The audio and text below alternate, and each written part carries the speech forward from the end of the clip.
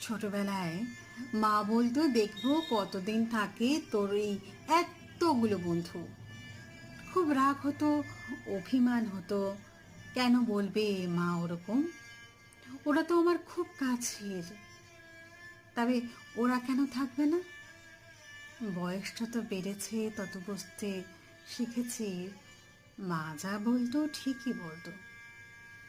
সময়ের সাথে সাথে একটা করে বন্ধু পাতার মতো খসে গেছে জীবনের ডাল থেকে, যাদেরকে না দেখলে একটা দিনও কাটতে চাইতো না। আজ তাদের মুখের আদলের টুকু মনে পড়ে না। ঝাপসা। যাদের সাথে রোজ ফোনে কথা না বললে শরীরটা অস্থির লাগতো, আজ তারা স্রেফ মৃত নাম্বার হয়ে রয়ে গেছে। যাদের সাথে সবটুকু শেয়ার করতেই হতো, তারা আজ ব্লক লিস্টে। যারা দুঃখে জড়িয়ে ধরেছিল, তারাই ছুরিও মেরেছিল সুনিপুণভাবে।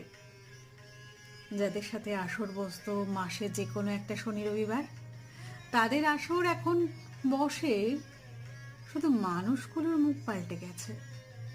যারা দুবেলা পিং করতো প্রয়োজনে সময়ে, তারা আজ অন্য কাউকে 4 বেলা পিং করে।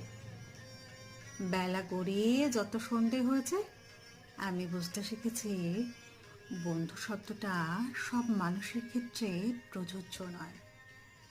বন্ধু ওই 2-4 জনই হয়, যাদেরকে আজীবন জড়িয়ে ধরা যায়, পাশে পাওয়া যায়, যাদের সাথে থাকার সময় 7-5 ভাবতে লাগে না, যাদের সামনে নিজের খারাপ দিকটাও মেলে ধরা যায় স্বচ্ছন্দে, মাতলামি করা যায়, ভুল সুরে গান গাওয়া যায়, বিরিয়ানির শেষে কোল্ড ড্রিঙ্কস খেয়ে মস্ত বড় ঢেকুর তোলা যায়।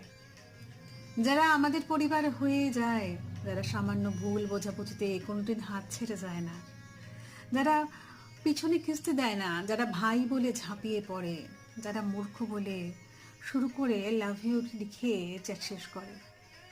ওই মানুষগুলো জীবনের কাতারে কাতারে আসে না। ওই 2-4 জনই কারোর কারো ক্ষেত্রে তারাও নয়। নিশ্চয়ই ভাবছেন, তবে বাকিরা যারা জীবনে আছে তারা কি? ওরা স্রেফ মুখ চেনা।